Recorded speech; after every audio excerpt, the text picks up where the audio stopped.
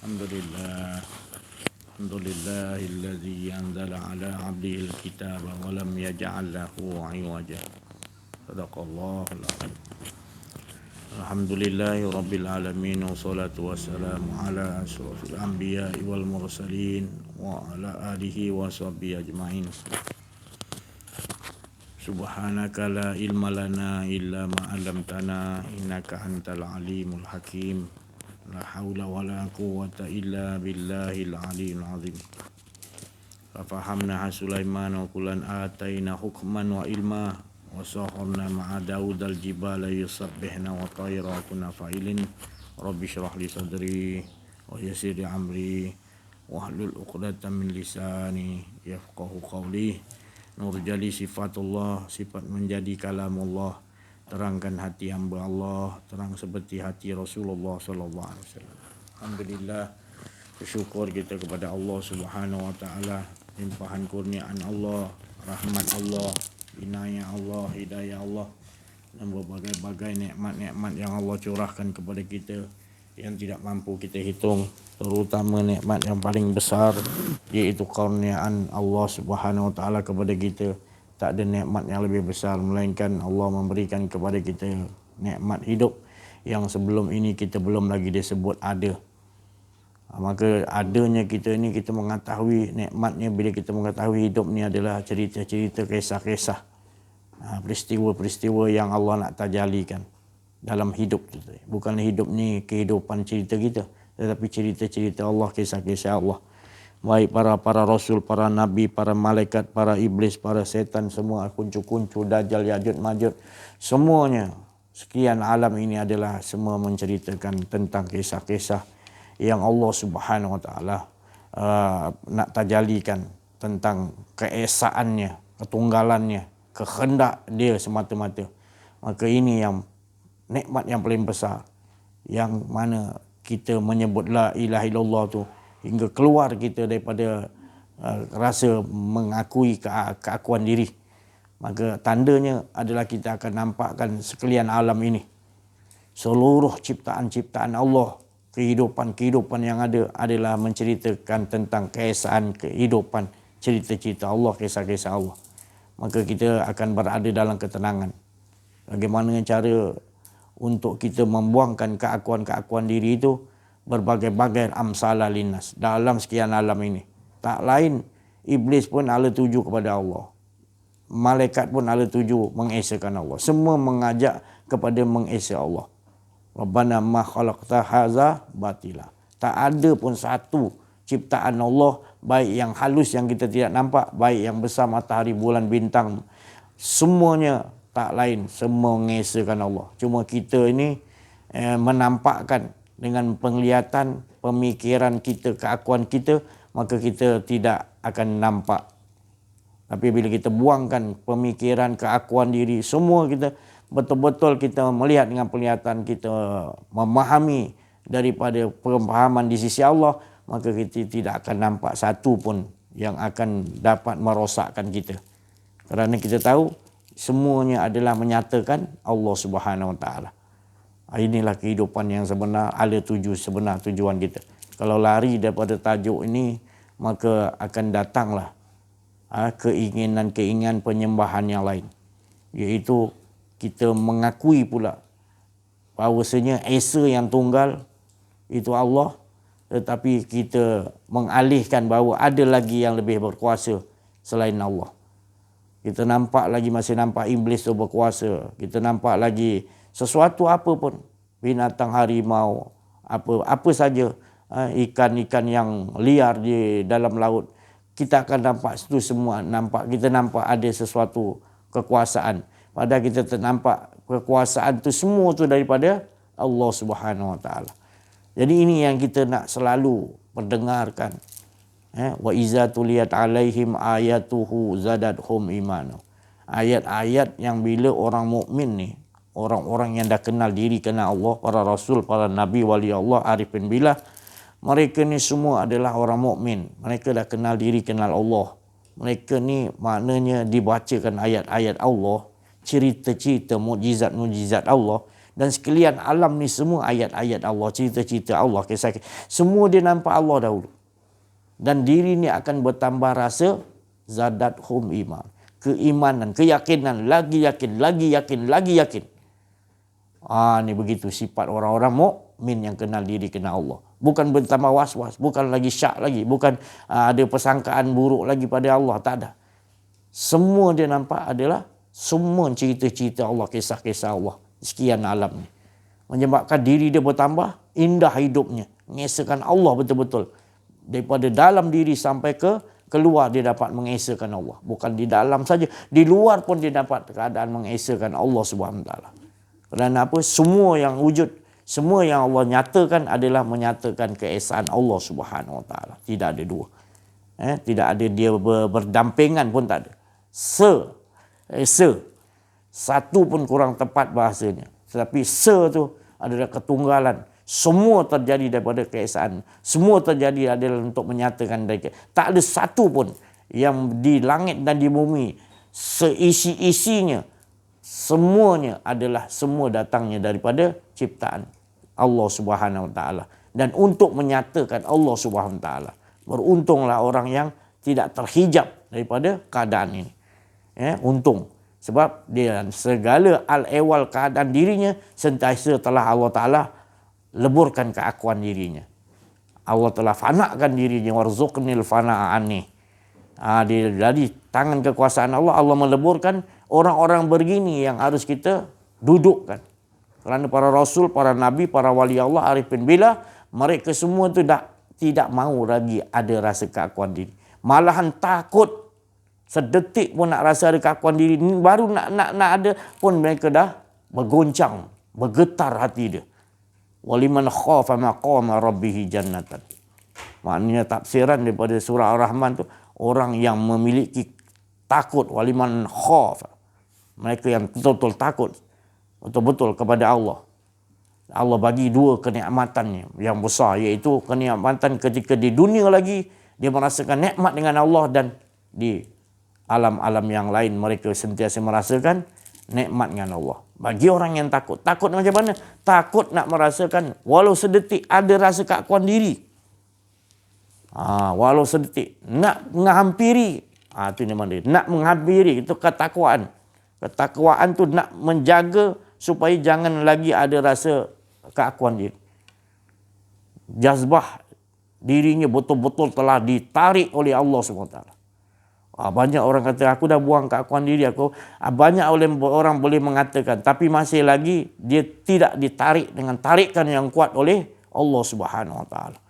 Tarikan yang kuat daripada Allah Subhanahu Wa Taala, dari sisi Allah sendiri yang dia nak, supaya betul-betul keakuan dirinya tidak lagi dimiliki.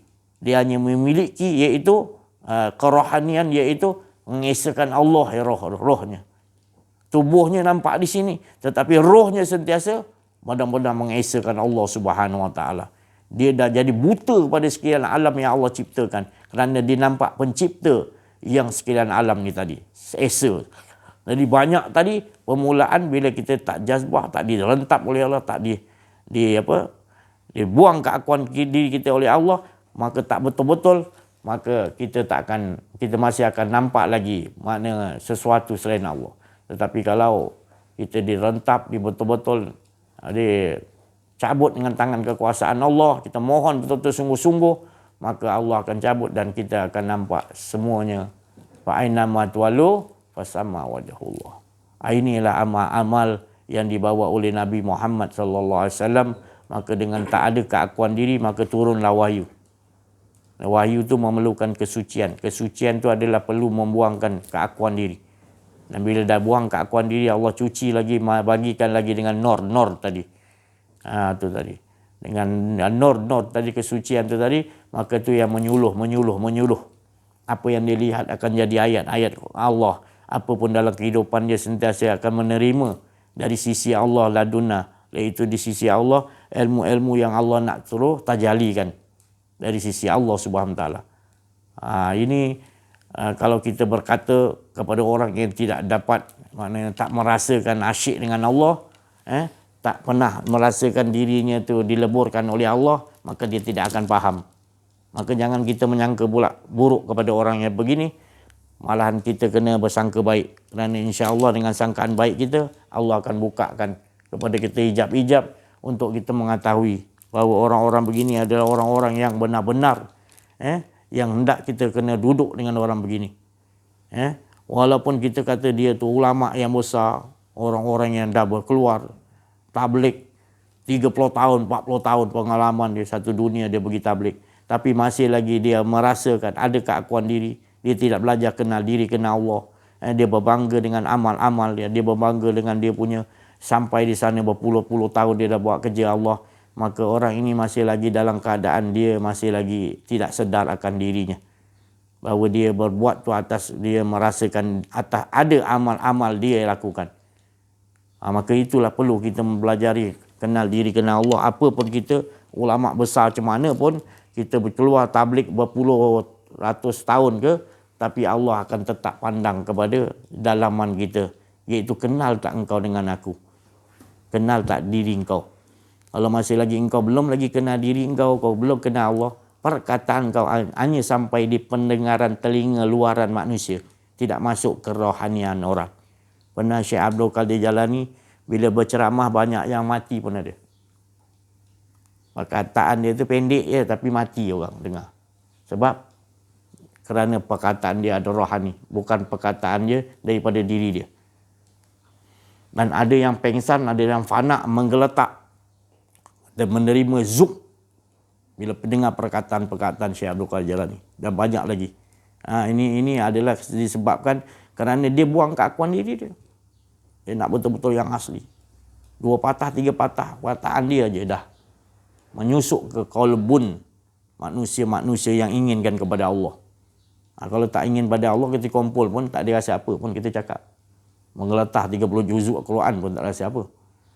Keluar hadis depan 1000 hadis pun tak gitu juga. Dia halu telinga.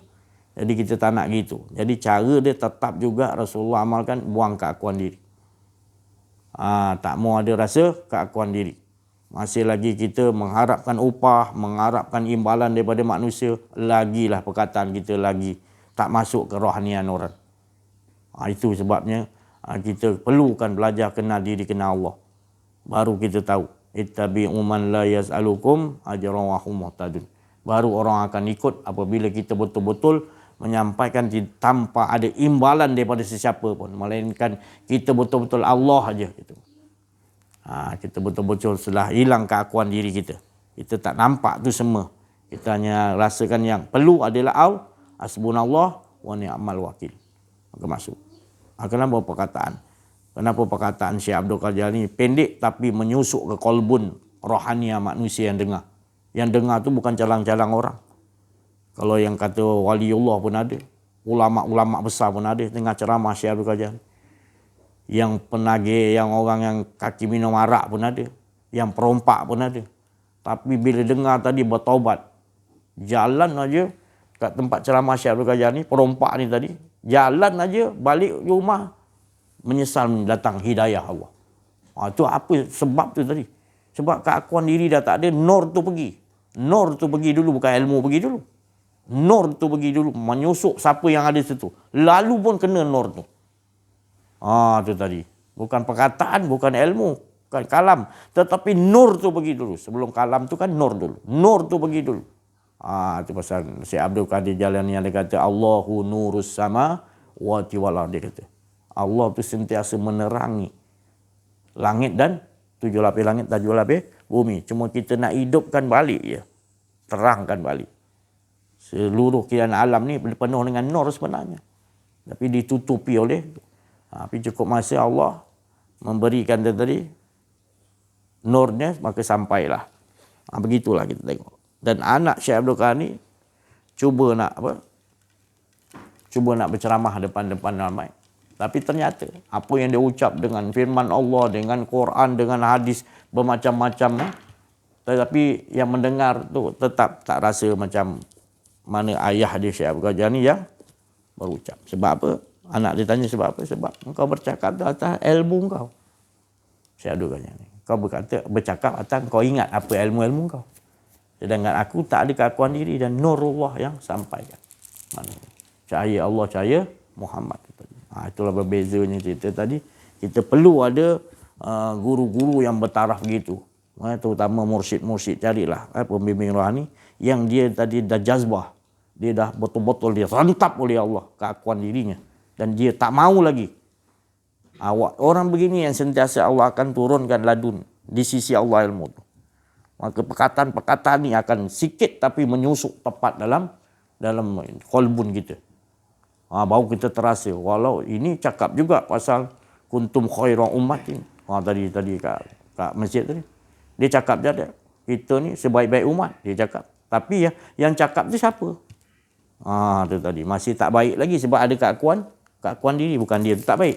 Maka kalau bercakap atas kita dalam rasa ada keakuan diri, memang. Tapi dalam kita bercakap tu, maknanya cakap tu adalah Allah yang berkata. Bukan firman Allah. Mana? Yang firman Allah. Tapi yang kata ni kau. Kan lain beza dia tu. Ni nak betul-betul hilang keakuan diri, dia jazbah, dia hilangkan oleh Allah. Maka yang cakap tu, kita pun nampak bukan dia dah. Kita pun tengok pun dah bukan dia cakap dah. Macam tu. Ini tidak kita mesti nampak dia lagi. Maknanya, bukanlah saya cakap dia tu tak apa. Tapi cara tu tadi, kita boleh tahu. Apa man kana mu'minan kaman kana fasiqah. La yastaun. Allah Ta'ala kata tak sama. Orang yang kenal diri, orang mukmin ni kenal diri, kenal Allah. Dia dah jaspa, dia dah tak ada dah. Dia tak mau ada keakuan diri dah. La ilaha illallah tu betul-betul beres. Dah bersiasat siap dah. Dah memang tak nak pakai pakaiannya. Dia adalah la, tak ada. Sentiasa rasakan Allah bukan dia tu Allah. Jangan salah faham. Kita takut bila mengaku Allah tu takut. Sebab tak faham. Mengaku apa dia lah. Mengaku diri dia, kita tak ada. Jadi inilah yang kita nak pakai sebenarnya. Kita boleh tahu kalau perkataan orang tu daripada orang yang betul-betul bercakap tu betul-betul Allah, dia rasakan dia dah jazbah tak ada, dengan orang yang masih lagi fasik, yang masih tak kenal diri, tak kenal dia bercakap lain. Itu tadi. Jadi kita kena faham. Orang-orang yang betul. Disebut tadi aku takut pada Allah, dia betul-betul dia takut lah. Tapi kalau disebut aku takut pada Allah, maknanya dia menunjukkan lagi masih dia belum lagi takut. Sebab ada keakuan diri. Orang yang takut pada Allah, orang yang buang keakuan. Sebab menjadikan kita ni takut pada Allah adalah kita faham bahawasanya keakuan diri yang menyebabkan kita takut. Nak rasa ada keakuan diri tu, itu kita perlu takut lah. Sebab itulah yang akan membinasakan kita. Sebab sedangkan pakaian kita tak ada, kita nak rasa ada. Balik-balik kita ulang-ulangkan pengajian ni. Sebab Allah Ta'ala suruh ulang-ulangkan aksiru min qawli la ilaha illallah. Inilah. Ulang-ulangkan, kupas-kupaskan. Berdasiasat terlalu supaya dia menjadi mantap hingga Allah yang jazbah. Allah yang sentap keakuan diri. Dengan kesungguhan, dengan kita betul-betul nakkan Allah. Allah tahu. Maka pasti Allah ini adalah, dia tidak pernah mungkir janji. Kalau orang betul-betul nakkan kenal kepada Allah, berjalan dia menujuku, berlari aku capai dia. Kalau berlari dia nak menuju kepada nakkan aku, sepantas kilat aku. Begitulah Allah tak akan mungkin janji. Tapi kebanyakan kita berpura-pura, munafik. Lepas tu seolah-olah bila bersendirian kita pelekeh-pelekehkan orang yang bercakap ilmu ni. Orang yang duduk dalam bidang ni, keakuan diri dia buang, dia pelekeh-pelekehkan, disenda-sendakan. Hingga kan dan dia nak menyampaikan kebaikan untuk nak mengajak manusia mengesahkan Allah, hingga kan dia pandang sebelah mata, dia tak menghiraukan. Hingga kan nanti sampai waktu dia nanti, jangan sampai ada orang yang lebih zalim Allah utuskan untuk melarang engkau pula membuat sesuatu yang engkau suka. Banyak contoh-contoh yang telah diberi. Kita tengok macam mana terjadi di kawasan tempat kita buat majlis, dia datang serang. Dia dah rasa dia memiliki hak untuk di mana pun dia nak kontrol kita. Hingga dalam rumah pun dia nak kontrol kita. Itu sampai kita dah diperlihatkan tanda-tanda, iaitu Rasulullah SAW 1400 tahun lebih dahulu dah bagi tahu tanda-tandanya tadi.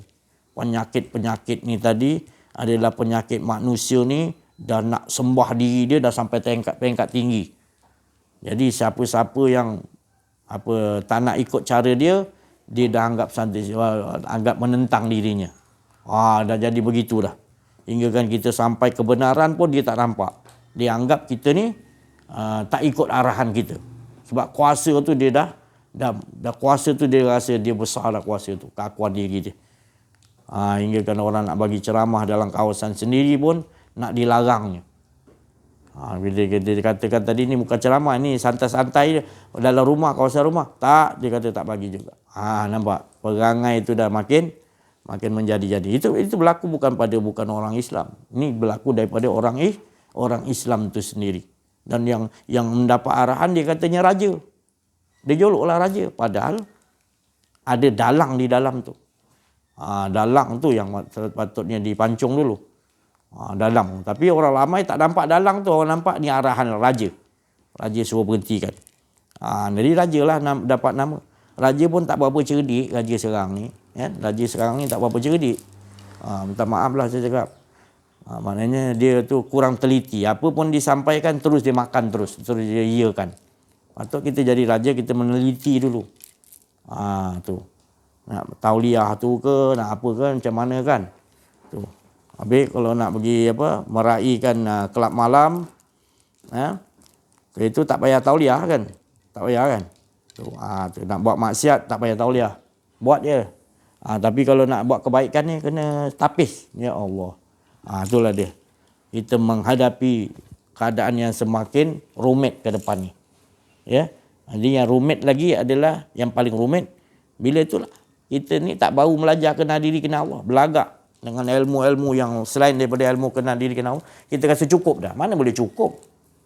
Takkan cukupnya kalau tak ada ilmu kenal diri kenal Allah. Semua para rasul, para nabi, para wali Allah harus kenal diri kenal Allah. Tu tadi. Bukan saya cakap main-main. Ini bukan olok-olok. Allah menjegaskan, aku nak zahirkan makhluk pertama kau Nur Muhammad pun aku ingin dikenali. Awal-awal lagi tak payah nak buka Quran hadis dah. Awal-awal Allah sendiri bagi tahu. Jadi apanya yang kita kata ilmu kenal diri kenal Allah tak ada. Hingga kan sistem anak-anak kita sekolah sejak merdeka sampai sekarang. Sistemnya adalah sistem mensyirikkan Allah aja. Tak ada diajarkan untuk sistem persukatan. Sistem-sistem telah dia ambil alih oleh Yahudi. Walaupun diserahkan kemerdekaan, tapi sistem undang-undang dia berjalan terus. Bila ada yang tentang Mak Kilau, Tok Baman, Tok Kenaliap, dia kata ini pemberontak. Ini tak ingin kemodenan. Kita diracun. Umat kita diracun dengan penyakit kecintaan wam tadi.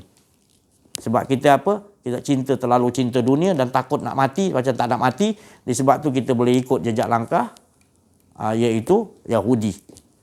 Yahudi menjanjikan tu. Keduniaan kau ada janjikan. Senang di dunia. Kita dah termakan penyakit wam tu yang Nabi takut berlaku pada umat tu. Ini dah banyak berlaku pada umat kita. Kalau kita tak melangkah keluar daripada penyakit tu tadi, terus kita biarkan, lepas tu kita mengesakan Allah, dusta, munafik. Kau ulama ke, kau tinggi ilmu ke, kau tetap dipanggil penipu munafik oleh Allah SWT.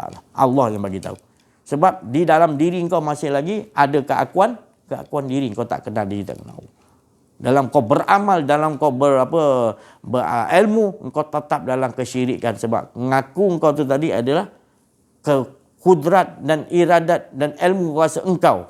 Padahal itu semua hak milik Allah. Maka itu, kalau kita tak mengaji, mengenal diri, mengenal Allah ni, sampai bila pun kita tak akan rasa kepuasan. Kita tidak akan dapat ketenangan yang sebenar-benar. Jadi rugi. Kita buat-buat sangka macam kita ni beruntung. Padahal kita dalam kerugian, Allah Ta'ala kata. Jadi untuk mendapat keberuntungan, wal asr. Setiap masa kalau kita kenal diri, kenal Allah, setiap masa, detik, nafas turun dan naik kita, sentiasa kita nak mengesahkan Allah, tak mau ada keakuan diri. Kalau selain daripada itu, Allah Ta'ala kata, innal insana lafil khusr. Manusia dalam kerugi, bukan saya cakap, Allah cakap. Kalau hidup kau sedetik, kau 2 detik, 3 detik, apalagi berhari-hari kau kasih keakuan diri kau dalam kerugian Allah Ta'ala. Sebab wal asri itu adalah demi masa, sentiasa masa itu mengesahkan Allah. Itu yang kerja dia. Jadi hidup kita, kerja kita adalah, hidup adalah mengesahkan Allah aja. Membuangkan keakuan diri yang menyebabkan kita tidak merasa nak mengesahkan Allah. Rasa akuan tu tadi menyebabkan terikatlah kita dengan sesuatu belenggu, sesuatu beban yang berat, sesuatu kemalangan yang berat. Sebab keakuan diri tu kita layan hingga dia makin menaik, hingga kan kita tak dapat kontrol, hingga kita tidak tahu lagi arah tuju ke mana nak dinaikkan lagi keakuan diri kita. Jadi jalannya kembali sujud, tunduk, rendahkan balik, kembalikan kepada Allah, hilangkan keakuan diri. Barulah kita menemui kebahagiaan. Seperti mana Nabi Musa nak berjumpa pada Allah di Bukit Tursina, Allah tetap juga menyuruh Nabi Musa membuang ataupun tanggalkan kedua terompah. Di bahasa Allah Ta'ala, Nabi Musa faham, maka kedua terompah itu adalah dunia dan juga keakuan diri. Dunia, buang. Ini dunia tak lepas lagi, masih riba, masih lagi ikut sistem Yahudi. Dunia tu masih lagi penyakit cinta dunia. Itu tak lepas lagi tu. Macam mana nak buang keakuan diri? Macam mana kita sebut la ilaha illallah? Tak buang keakuan ni, sebut aja. Sebab dunia tak ditanggalkan dulu. Maknanya kita masih lagi cinta dunia. Apa dunia ni? Kedudukan, harta. Kita nak kumpul harta banyak mana? Kita nak kedudukan tinggi macam mana? Kita nak macam mana nafsu kita nak puas macam mana? Wanita tadi ataupun apa saja berbentuk nafsu. Apanya sebenarnya yang cukup ke? Cukup ke? Tingkat apa tinggi? Selepas pada Perdana Menteri, Tun. Atau nak jadi raja. Cukup pun jadi raja. Raja pun tak cukup. Nak kaya, Bill Gates pun dah banyak kaya satu, dia cukup semua dah. Keturunan dia pun tak miskin. Pun tak cukup juga. Jadi kalau kita fikir balik, apa benda yang cukup ni? Kita tertipu sebenarnya. Yang cukup sebenarnya ada dengan kembali kepada pencipta kita, sujud, hilangkan keakuan diri kita. Jangan tertipulah kejar-kejarkan dunia sampai bila tak selesai. Boleh kejar dunia tetapi kita harus Allah Ta'ala tu digenggam. Namanya Allah Ta'ala digenggam. Dia harus kenal diri, kenal Allah dulu. Baru dunia akan datang kita, dunia tak akan merosakkan kita. Kita menggunakan dunia untuk mengajakkan kepada sama-sama mengesahkan Allah. Seperti Nabi Sulaiman. Adil, diberi kekayaan adil untuk mengajak manusia mengesahkan Allah. Bukan kekayaan tu menundukkan dia. Dia menundukkan kekayaan tu.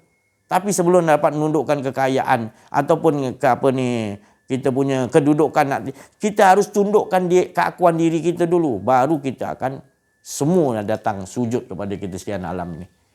Dan sedangkan kita dalam keadaan tetap mengajakkan mengesahkan Allah. Tak ada yang lebih mustahak sekalian alam melainkan Allah SWT. Ini yang kita nak dapatkan dulu. Maka tu Nabi Muhammad SAW bersungguh-sungguh menyuruh kita supaya buang keakuan diri, banyak-banyaklah sebut la ilaha illallah, kupas bedah siasat la ilaha illallah. Itu sangat penting. Tu supaya banyak-banyak kita menafikan keakuan diri kita. Kita angkat barang, kita berjalan, kita duduk, kita lihat, banyak kita pakai keakuan diri kita tak sedar. Cuba kita isbatkan betul-betul yang engkau yang mendengar, engkau yang melihat, engkau bukan aku ya Allah. Kita wa ma ramaita is ramaita. Bukan engkau aku. Bawakan dalam kehidupan kita begitu. Indahnya nanti kita betul-betul rasakan dekat betul Allah SWT. Hingga tak ada kita sebenarnya. Baru mantap, baru dikurniakan Allah lagi kenikmatan demi kenikmatan.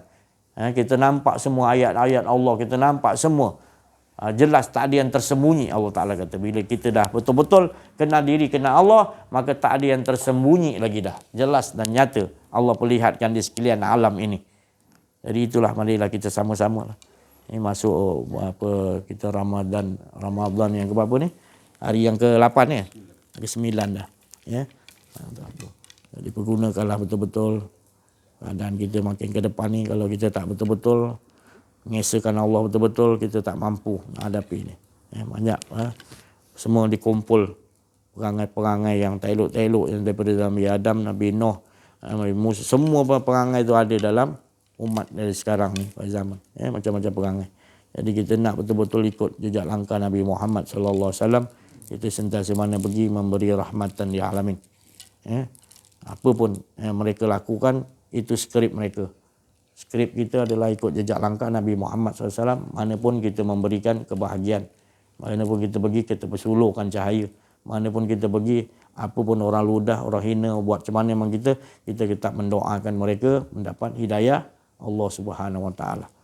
Seperti mana Nabi Muhammad SAW dihina, nak dibunuh, orang yang nak bunuh Rasulullah tu tetap malam hari Rasulullah berdoa, jangan apa-apakan dia, ya Allah, dia hamba engkau. Kalau engkau rahmati, engkau sayangi, engkau beri petunjuk, sedarkan dia, engkau lebih bijaksana, ya Allah. Tu cepat-cepat pujuk Allah Ta'ala ibaratnya. Ibaratnya macam pujuk Allah Ta'ala supaya jangan apa-apa. Itu sifat pada diri Nabi Muhammad sallallahu alaihi wasallam. Tak membalasi sesuatu yang orang buat pada dirinya lah, pada dirinya. Tapi kalau pada umat Islam, Rasulullah ada perasaan marah. Jangan kita ingat Rasulullah dia orang tak elok, orang yang bukan Islam buat Islam ni. Rasulullah marah, Rasulullah tegas. Tapi kalau untuk diri dia peribadi, Rasulullah sentiasa mendoakan. Itu kita. Jangan kita ingat orang kacau agama kita usik. Kita rasa Rasulullah pun sabar. Tak. Rasulullah lagi tegas, suruh perang. Allah suruh perang, orang macam ni. Tegas. Jangan kita sabar. Tu tak boleh sabar, tu bukan sabar tu. Tu tolol. Bodoh campur tolol. Bodoh campur botol. Bodoh campur tolol. Bila agama kita diusik, kita tak rasa apa-apa pun. Buya Hamka kata, lebih baik kan kapan tu kau mati cepat lah. Tak boleh. Agama kita diusik, agama kita kena dia kacau tempat kita punya pengajiannya. Kita kena bertindak ikut cara lah. Kekerasan, ketegasan tu. Istilahnya begitu. Bukanlah ambil senjata, tapi kalau dah sampai waktu dia Imam Mahdi turun, itu dah menggunakan senjata dah. Jangan kata zalim pula. Peperangan Nabi pun sendiri berapa banyak peperangan Nabi hadapi. Tapi tetap juga membunuh, tetap juga bukan Nabi yang bunuh, bukan sahabat yang bunuh, bukan umat Nabi SAW yang bunuh, tetapi Allah. Pakaian tu tetap beradab juga. Sebab Allah yang suruh berperang. Jadi kita ingat, jangan ingat umat Islam ni sabar, biar lembik. Cukup masa ni Imam Mahdi tak amal lagi, kau tengoklah lembik tak lembik Islam ni. Kau dah perbodohkan umat Islam, tak apalah. Dengan penyakit wam tu. Memanglah ulama pun jadi bodoh. Ulama-ulama yang suuk ni lah, tak kenal didikan Allah, memang jadi bodoh lah. Luluskan apa ni Yahudi punya perbankan, luluskan apa undang-undang. Ni semua kerja ulama suuk lah, bukan ulama yang Rabbaniun. Ulama yang kenal Allah, kenal diri ni, dia nentang, dia tak takut. Tu. Dia jawablah nanti ulama-ulama suuk ni nanti. Dia akan merosakkan umat ni tadi. Imam Syafi'i kata kalau nampak ulama suuk ni lari seperti mana kau nampak harimau yang nak menerkam kau. Nampak punya Imam Syafi'i tu beritahu. Rasulullah tegaskan, sahabat-sahabat dan Sayyidina Ali semua faham dah. Ulama-ulama yang jadi munafik ni tadi. Jadi hati-hati kita akhir zaman ni, hati-hati. Jadi perbanyakkan. Ada di kalangan kita masih lagi tak percaya. Nabi kata, amalkan surah Kahfi setiap malam Jumaat, hari Jumaat. Seminggu sekali. Hari Jumaat atau malam Jumaat. Banyak lagi umat Islam yang tak percaya lagi tu. Tak nak. Tu. Kalau boleh hari-hari. Kalau dah sampai dekat dah sangat Imam Mahdi. Hari-hari. Kena baca surah Kahfi. Satu hingga satu. Ataupun kalau paling tidak pun Rasulullah kata satu ayat pertama 1 hingga 10 hafalkan. Ataupun kedua-dua amalkan ayat 100 hingga 110. Pun tak juga. Tu yang pendek pun. Pasal ni pakaian akhir zaman. Pakaian akhir zaman. Imam Mahdi. Kita kena yakin Imam Mahdi. Ya Allah, ya Muhammad, ya Imam Mahdi. Kita perlu ikut tu. Dia yang boleh membereskan nanti masalah untuk ni. Untuk menghilangkan penyakit-penyakit yang kita telah alami sejak merdeka, sejak cukup 100 tahun ni tadi. Jadi kalau kita tak amalkan apa yang Rasulullah suruh, payahlah nanti kalau Imam Mahdi turun tak lama lagi, kita silap, kita jadi pemberontak. Ni. Raja-raja kita, menteri-menteri kita, sepatutnya dah buatkan majlis-majlis begitu. Hari-hari bacakan dulu. Sekolah, bangun apa baca tu dulu. Anak-anak murid ke menengah ke universiti ke kan, ramai-ramai buat perhimpunan ke, baca ramai-ramai 1 hingga 10 surah Kahfi. Atau 100 hingga 110. Dua-dua sekali. Baca doa-doa Imam Mahdi ni supaya kita kena yakinlah. Orang Yahudi yakin Dajjal nak turunnya. Dia buat macam-macam persembahan.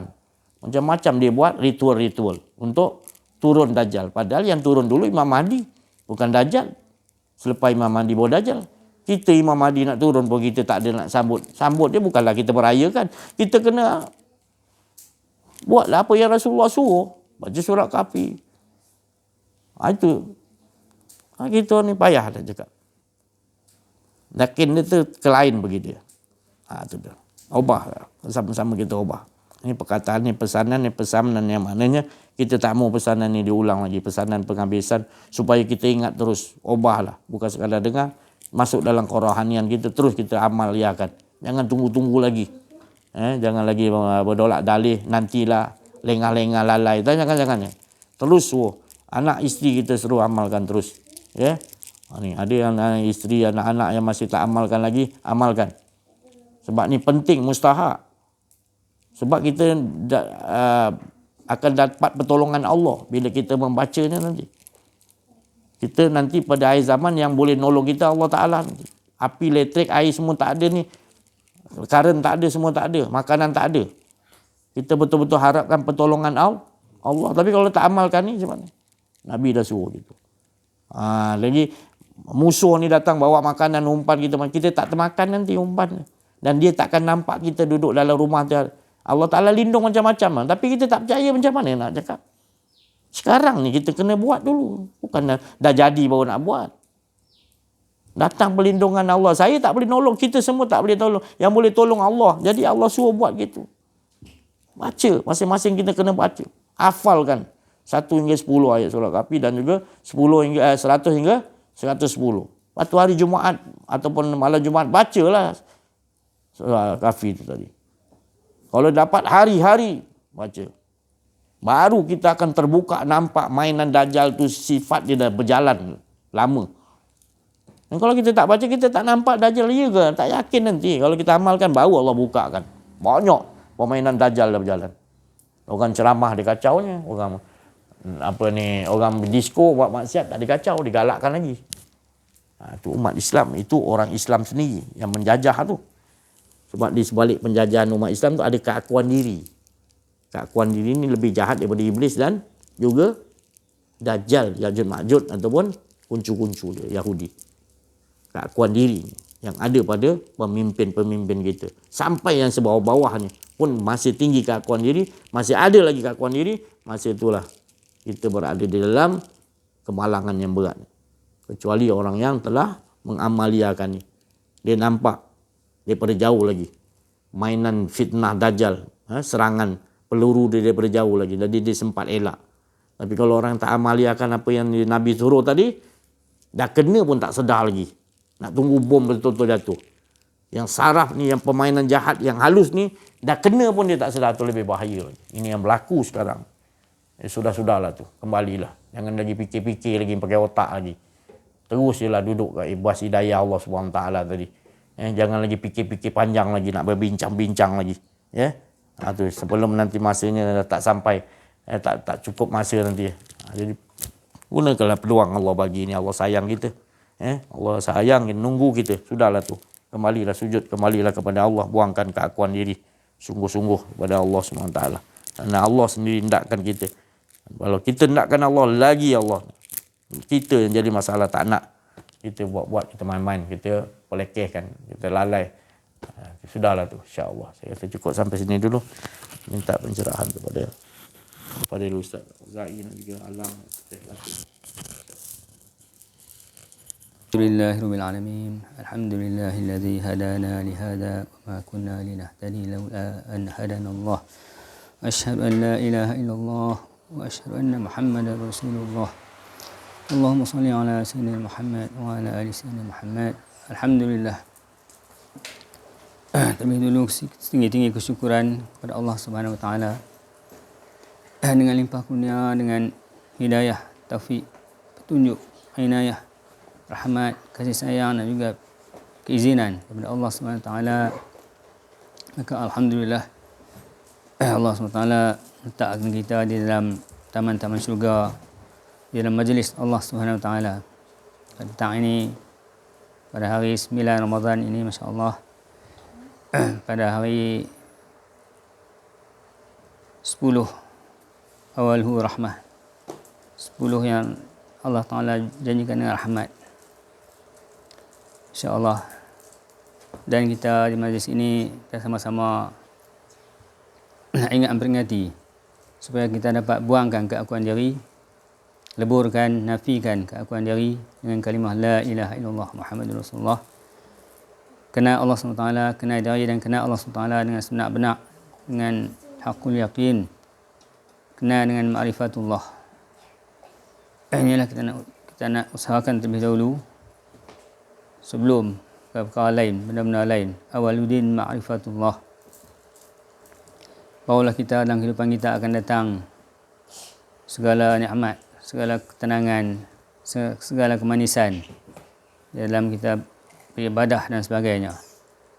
Macam mana yang Nabi SAW sebut dalam hadis, anta'budallaha ka'annaka tarahu fa in lam takun tarahu fa innahu yaraka, atau kama qala Rasulullah sallallahu alaihi wasallam. Jadi kita nak nampak Allah Taala dulu, nak utamakan Allah Taala dulu, nak nombor satukan Allah SWT dulu daripada benda-benda lain. Perkara lain tu semuanya adalah tajalli kebesaraan Allah SWT. Jadi kita nak buangkan keakuan diri, nak leburkan, nak rasakan bahawa kita ni tak memiliki apa-apa, dan kita juga tak boleh buat apa-apa, dan juga hanya Allah SWT yang memiliki segala-galanya. Allah SWT yang mengesahkan dirinya sendiri di sisi Allah SWT itu sendiri. Jadi Masya Allah, bila kita berada dalam keadaan tu, Allah Ta'ala juga yang boleh bagi, yang boleh tarik, macam mana Ustaz kata tadi, kontakkan keakuan diri itu yang kita dah lama sangat dah bergelumang, dah lama sangat dah bersama-sama dengan kita, kadang-kadang makin naik. Jadi kita minta Allah Ta'ala dengan keinginan kita, dengan kemahuan kita nak yang tu, Allah Ta'ala pun akan ontakkan, tarikkan keakuan diri itu. Jadilah barulah kita kosongkan, barulah datang kemanisan halwatu iman tu. Jadi insya-Allah itulah sedikit perkongsian pada petang ini. Sekian, wabillahi taufiq wal hidayah. Wassalamualaikum warahmatullahi wabarakatuh. Wala haula wala quwata illa billahil aliyyil azim. Para pendengar yang dirahmati oleh Allah Subhanahu wa taala. Masa yang berlalu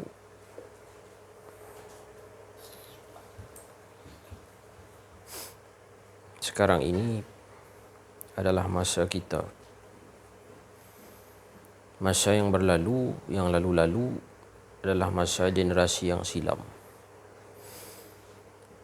Di antaranya ialah para ulama besar. Para ulama yang dulu-dulu akhirnya pulang ke hadrat Allah Subhanahu wa taala.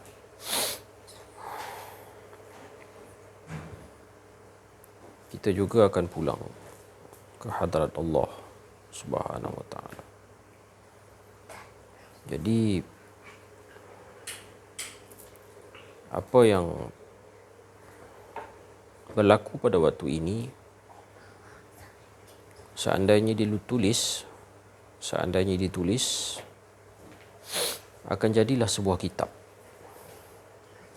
Dan apabila meninggal orang yang berkata-kata, kitabnya itu akan terus hidup, dibaca oleh orang zaman ke zaman, mungkin beribu tahun. Allahumma salli ala Muhammad. Setiap perkara yang kita cakapkan ini, jika ditulis oleh satu orang santri, oleh satu orang penulis, dia akan menghasilkan sebuah kitab. Dan kitab itu akan duduk di dalam barisan kitab-kitab yang lain, dicampur dengan bersama kitab-kitab peninggalan ulama-ulama arifin billah yang lain. Sebaris di dalam library, sebaris di dalam perpustakaan, sebaris dalam maktabah. Jika dibaca dengan kuat, maka dia akan terdengarlah semula kalam-kalam ulama arifin billah itu. Dan perkataan-perkataan ini tidak lari, adalah juga perkataan-perkataan yang sama, iaitu hala tuju yang satu, mengesakan Allah, adalah merupakan matlamat bagi setiap penghasilan ataupun intaj para ulama ini. Termasuklah intaj para ulama yang dinamakan sifat 20 pun sama matlamatnya, iaitu menafikan keakuan diri. Allahumma salli ala Muhammad. Kemudian ulama-ulama ini juga menggariskan rahsia-rahsia. Rahsia ini dipanggil hakikat. Rahsia ini dipanggil hakikat. Bukanlah bermaksud yang bukan rahsia itu tidak bernilai. Tidak sama sekali. Bukan itu maksud dia. Yang bukan rahsia itu nama dia syariat lah. Syariat ni semua orang tahu. Syariat ni semua orang tahu. Hakikat tu yang tak semua orang tahu. Jadi dalam setiap sesuatu perkara, sudah pasti dia ada dia punya hakikat dia. Tapi sayang sekali orang pada hari ini tidak mahu menggali hakikat tu. Dikata memadai dengan syariat. Memadai dengan syariat, dia kata. Allahumma salli ala Muhammad. Orang hakikat pula sebenarnya dia tidak pernah meninggalkan syariat. Kalau orang hakikat mengaku hakikat, tiba-tiba syariat dia tertinggal, maka ini bukan hakikat ni, bukan hakikat. Jangan disamakan kelompok-kelompok batiniah dengan orang-orang yang ingin mengaji rahsia. Rahsia ni pula bukanlah dia merupakan rahsia. Tu kena faham. Rahsia ni bukanlah rahsia. Bahkan dia adalah tafsiran-tafsiran ilmu yang sungguh ilmiah, yang sepatutnya semua orang tahu dan faham. Allahumma salli ala Muhammad. Contoh, dalam soal wudu, dia ada syariat dan ada hakikat. Syariatnya ialah macam biasalah yang kita tahu, yang semua orang tahu. Dia ada rukun dia, ada tertib dia, ada cara basuh dia, kan? Allahumma salli ala Sayyidina wa Habibina wa Syafi'ina wa Zuhrina wa Maulana Muhammad. Tetapi yang kita tak tahu ialah hakikat wuduk tu. Hakikatnya. Jadi di alam hakikatnya, wuduk ni ada hakikat dia, iaitu dia ada perkara-perkara yang membatalkan wuduk. Perkara yang membatalkan wuduk pada alam syariat ialah seperti terkentut dan sebagainya. Tetapi bagi orang yang menelusuri alam hakikat, batalnya wuduk adalah dengan terbitnya keakuan diri. Batal wuduk. Batal wuduk dia. Wuduk tu jenis apa? Wuduk bukan jenis wuduk yang dia tidak berada dalam wuduk maknanya. Terbitnya keakuan diri. Dia tidak berada dalam wuduk. Contoh apabila dia membuat maksiat-maksiat yang membatalkan wuduk daripada hati sampai keluar anggota. Allahumma salli ala Muhammad. Dan hal ini ada kaitan dengan wuduk di alam syariat tadi, iaitu tengok. Bila kamu kentut, kenapa kamu tak cuci punggung kamu? Ahmad Noh jawab. Kentutnya di punggung, tapi bila wuduk tak payah cuci yang buntut di kentut tu. Jawab. Kalau tak boleh jawab, duduk elok. Mengaji. Macam tu. Anak soleh.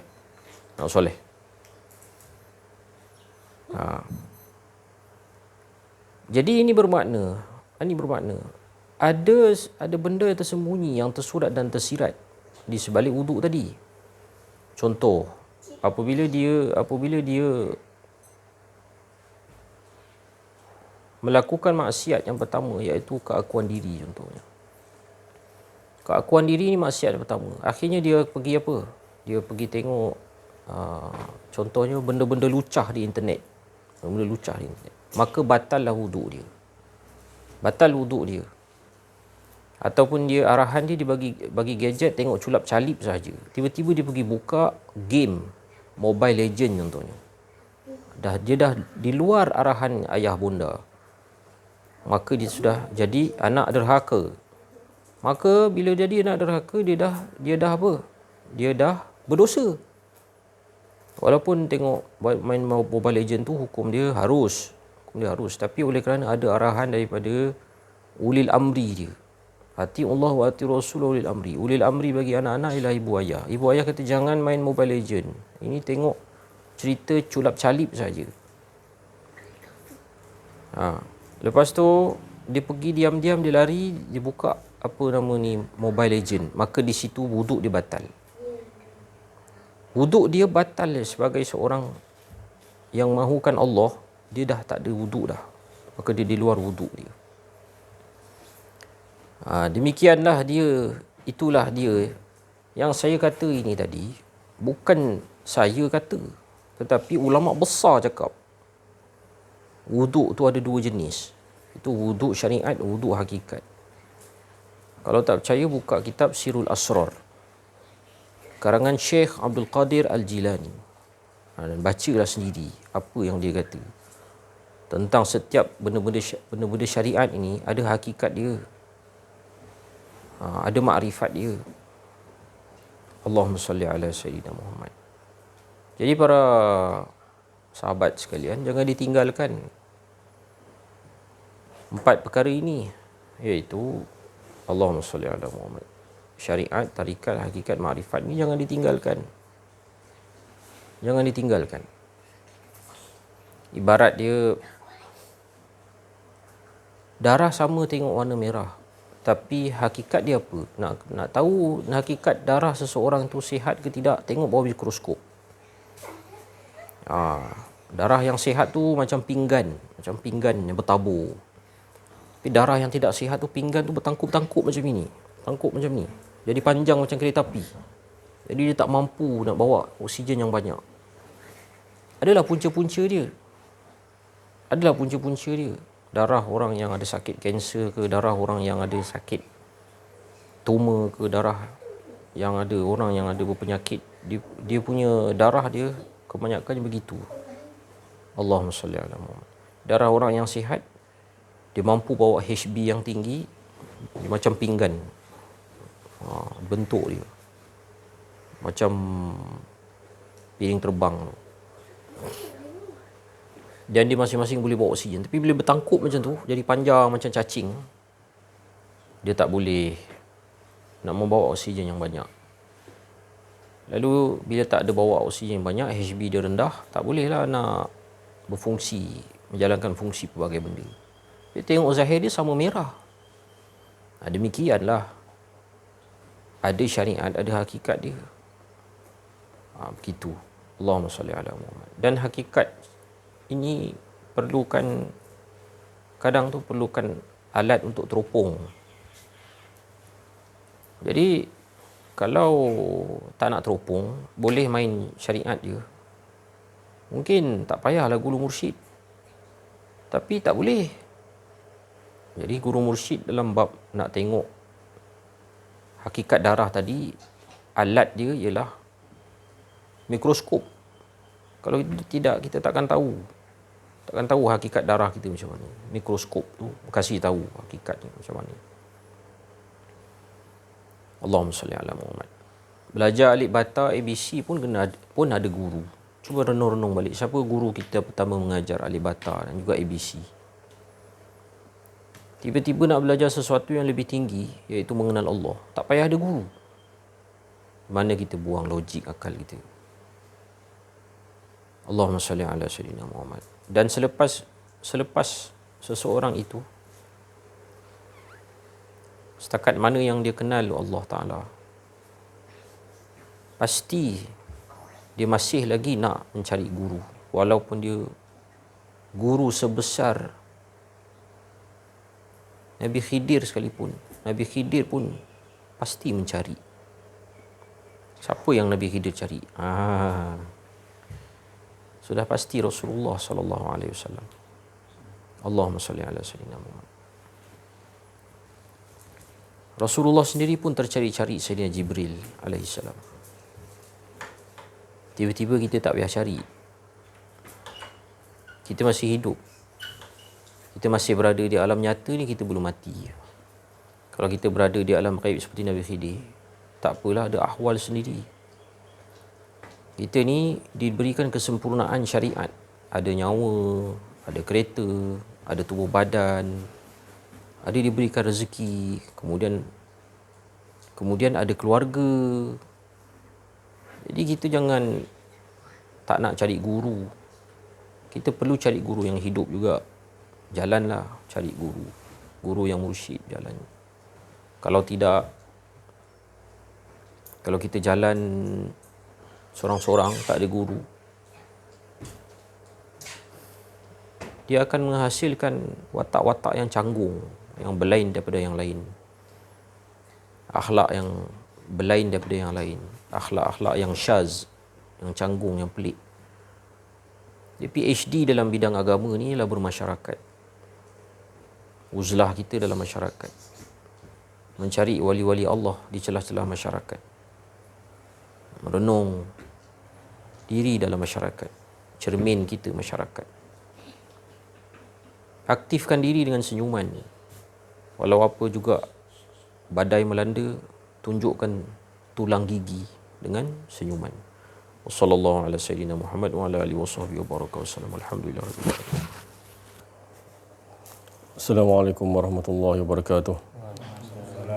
Alhamdulillahirabbil alamin, wassalatu wassalamu ala asyrafil anbiya'i wal mursalin wa ala alihi wasahbihi ajmain. Bersyukur kita kepada Allah Subhanahu wa taala kerana dengan limpah kurnia rahmat inayah pada petang Jumaat ini, petang yang mulia, Sayyidul Ayyam, penghulu segala hari, iaitu yang mana-mana hari sekalipun adalah hari-hari Allah Subhanahu wa taala, iaitu arah tujuan kita adalah mengesahkan Allah Subhanahu wa taala. Itulah hari-hari Allah, iaitu sentiasa menafikan keakuan diri kita yang ada hanya Allah, sentiasa mengesahkan Allah seperti mana dia mengesahkan pada dirinya, yang mana Allah Taala cukup dengan diri dia, tidak memerlukan kita untuk mengesahkan dia. Dia tetap membesarkan diri dia walaupun kita tak ada sekalipun, walaupun kita tak dizahirkan sekalipun, tetap Allah Taala mewujudkan diri dia, membesarkan diri dia sendiri, mengasyik pada diri dia sendiri saja, itu saja.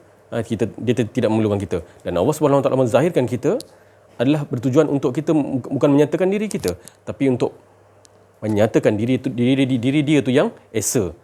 Jadi Allah Taala bukan saja-saja letakkan kita ni dizahirkan di sini, bukan saja-saja, tapi Allah Taala bekalkan kita dengan apa? Hawa nafsu, keinginan, keakuan diri, apa semualah yang menyatakan semua tu, itulah hendak diperangkan. Apabila kita dah masuk peperangan yang Rasulullah SAW ajar pada sahabat semua, inilah arah tuju kita, iaitu menafikan keakuan diri kita. Dalam perang sekalipun, kita tengok 313 orang melawan dengan berapa ribu tentera Badar tu, tentera masa tentera Badar tu, perang Badar tu, tengoklah bagaimana keadaan dia. Memang tak mampu kita kalau nak berperang bulan puasa. Tapi inilah hakikat peperangan dalam bulan Ramadan ni. Inilah dalam ni, bukan senang. Dalam kalau orang tu tak makan, tak minum, tapi orang tu tak, hala tuju dia tetap ni, menafikan dalaman ni keakuan diri kita yang ada hanya Allah. Saya teringat ada satu ceramah tahun 2000 berapa saya pun tak ingat dah, berkenaan dengan akhir zaman. Ustaz Fawaz Marjan, dah lama dah masa tu. saya singkatkan di sini cerita tu. Dia menyatakan bahawa Dajjal ni datang dalam keadaan bawa emas, bawa makanan apa semualah. Ada dalam hadis semua tu yang diceritakan semua memang ada. Jadi masa tu keadaan tu kita tengok, saya tak faham masa tu, saya tak faham. Kita tengok pada hadis saja pada hadis saja tak makan tak minum apa semua. Jadi dalam keadaan dia letakkan emas apa semua. Jadi negeri tu orang semua tu ikut dia semua dia. Jadi dapatlah emas, roti apa semua. Jadi ada satu negeri tu, nama dia pun saya tak ingat. Dia tak ikut. Tapi tempat tu adalah menjadi padang jarak, padang tukukur. Jadi dia itulah dia ikut kuasa veto dia lah. Kuasa yang memang dia itulah pemerintah yang betul masa tu. Allah Ta'ala bagi kuasa kat dia kat situ. Itu yang diceritakan. Jadi saya ingat di sini masa ustaz menyatakan bahawa orang yang mengaku yang ikut dia tu, dan dia mengaku akulah Tuhan. Jadi keluar dekat apa? Dekat dahi dia kafara. Itulah Dajjal yang sebenarnya. Dengan mata dia tersumbul keluar. Itu pada zahiriah saya nak cakap.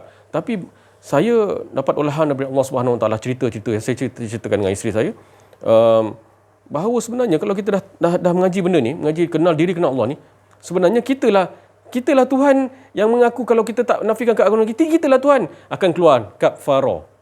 Sekarang ini bukan ni, itulah akan keluar kafara, kafir, kufur. Kalau kita mengaku kita ni, contoh angkat gelas, angkat apa tadi tu, nak nyatakan apa, nak cakap tentang limun, saya nak cakap ni, keluarlah kafara. Saya berfikir jauh-jauh kan masa yang zahiriah Dajjal tu kan. Tapi sebenarnya kita dah ngaji benda ni, rupanya dalam diri kita, rupanya kalau ada keakuan diri kita, naik kafara ni. Jadi samalah saya cakap. Tapi alhamdulillah dalam kelompok kita ni, Allah Ta'ala perkenalkan, ada guru mursyid yang mentalkinkan, menyampaikan sesuatu yang dikatakan dalaman la ilaha illallah ni, alhamdulillah. Tapi bagaimana keadaan masyarakat, jemaah yang tak tahu benda ni, jemaah bukan jemaah ni lah, jemaah ni memang dia dah sentiasa mengamaliahkan kan. Jemaah yang tak ada yang ni benda ni, dia jemaah apa semua pun tapi tak ada benda ni. Bayangkan macam mana keadaan dia. Dan orang yang mengkafirkan, menyesatkan tu, sebenarnya siapa yang sesat sebenarnya? Siapa yang sesat sebenarnya? Dialah yang tersesat jauh sebenarnya. Yang nak menyesatkan orang tu, dia yang tersesat jauh sebenarnya. Sebab apa? Dah terkeluar kafara tu dah kafir, sesat lah. Nyata sesat. Nyata. Sesat, memang sesat betul lah. Sebab apa? Keakuan diri dia. Yang dah lama, Pak Lang beritahu tadi, dah lama dah tenggelam dalam diri kita ni. Tapi kita ni, alhamdulillah jemaah yang ni, bukan kita je yang sealiran ni, aliran yang bagus kan, yang bagus macam contoh tarikat Naqsyabandi dan sebagainya, dia mengamalkan yang ni kan. Jadi dalam diri dia tu dah berperang, mati sekalipun, walaupun sakit sekalipun, syahidlah dia. Bukan saya yang letakkan fatwa dia tu syahid. Allah Ta'ala dah beritahu, itulah orang-orang yang betul-betul nakkan Allah, pasti Allah Ta'ala selamatkan. Itu sebenarnya. Jadi kita risau bagaimana keadaan orang-orang lain, masyarakat lain yang ialah cas benda ni, mengaku Tuhan dan sebagainya. Sebenarnya siapa yang mengaku Tuhan sebenarnya? Orang yang cakap mengaku Tuhan, dialah yang mengaku Tuhan sebenarnya. Sebab apa? Dia ana rakumul a'la. Dia seperti Firaun lah, dia mengaku Tuhan. Tapi sebab apa? Ada keakuan diri dia. Bayangkan. Jadi pendengar YouTube yang baru dengar ni, ataupun yang dah dengar ni, kita sama-sama sampaikan dekat kawan-kawan kita. Engkau yang mengaku Tuhan sebenarnya. Sebab apa? Ada keakuan diri. Kau cuba angkat pen tadi. Engkau rasa engkau ke? Engkau rasa engkau tak? Kalau engkau rasa engkau tak rasa Allah Ta'ala, kau tak rasa itu kudrat Allah Ta'ala, engkau dah mengaku Tuhan. Itu yang sebenarnya. Jadi kita ni nak memproses dalaman kita ni, bukan proses lagi, tapi bertindak terus supaya mengamaliahkan dalam kehidupan harian kita ni. Daripada mana? Daripada rumah dan sebagainya. Itu dia. Tadi saya teringat lah yang ceramah-ceramah yang lepas tu dalam keadaan cerita pasal akhir zaman ni, kita teringat benda tu. Jadi kita bawa sekarang ni, bila kita dah mengaji benda ni, bukanlah kita pandai mana pun, tak. Kita pun jangan ada, semua kita pun nak kena lah juga. Bukanlah kata kita sampaikan ni kita pandai. Tak pandai pun. Kan? Tak pandai pun. Jadi kita ni sama-sama nak mengajak kepada mengesahkan Allah SWT. Saya sendiri pun, mana boleh. Nak kata saya pandai, mana boleh. Oh, saya ada ilmu, kenal diri, kenal Allah. Aku je yang kenal, keluarga aku je yang kenal. Mana boleh. Saya pun takut. Macam Syazir cakap tadi kan, khauf. Itu dia pun takut. Takut, jangan. Jangan rasa kau hebat. Jangan kau dah kenal diri, kenal Allah. Kau dah tahu tentang kenal diri, kenal Allah ni. Samalah jemaah-jemaah sekarang yang ada ni. Dan jemaah mana-mana pun, jemaah Perlis lah, jemaah Kelantan lah, jemaah KL. Dia pun sama-sama bawa benda ni, amaliah benda ni. Dia nak nyatakan diri dia pun dia takut. Sama. Memang kita ceritakan, kalau saya cerita kat telefon ke, kalau cerita saya pergi Kuala Lumpur dengan dia pun, saya cerita benda ni. Jangan. Kita nanti ada keakuan diri, mana terhijab kita dengan Allah. Jadi semua dah tahu, amaliahkan. Siapa pun, macam itu yang datang di Kuala Lumpur, saya tak ada dalam masa tu. Syekh Idrus Al-Khalidi, Nasyabandi kan, pun nyatakan dia tu nafi betul-betul keakuan diri.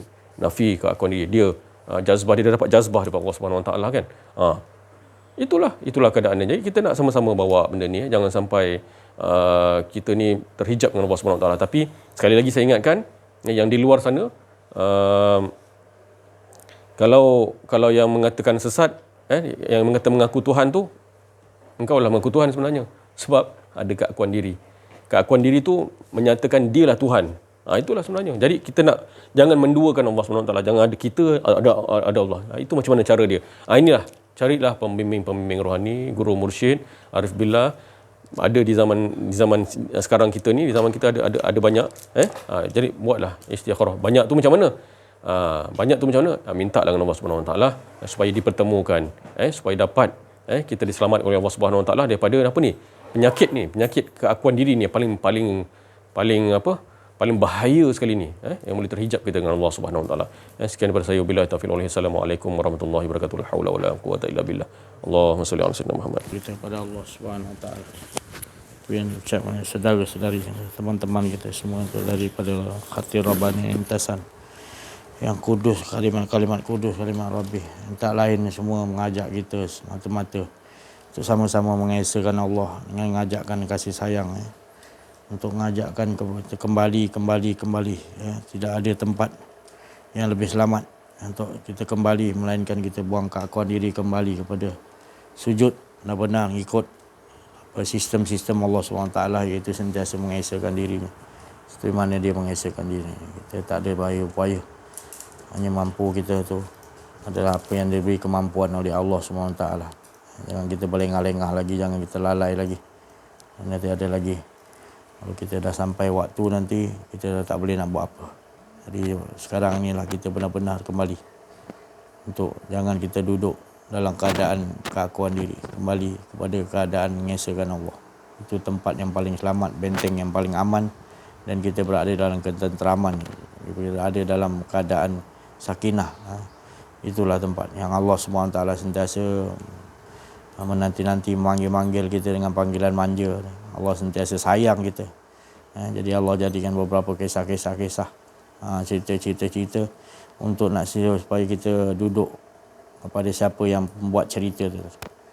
InsyaAllah. Saya rasa cukup sampai situ dulu. Terima kasih atas perhatian semua. Mohon maaf atas kekurangan, kesilapan dalam menyampaikan rasa keakuan diri. Wa'afu minkum. Wabillahi taufiq wal hidayah. Assalamualaikum warahmatullahi wabarakatuh. Takbir. Sallu ala Nabi.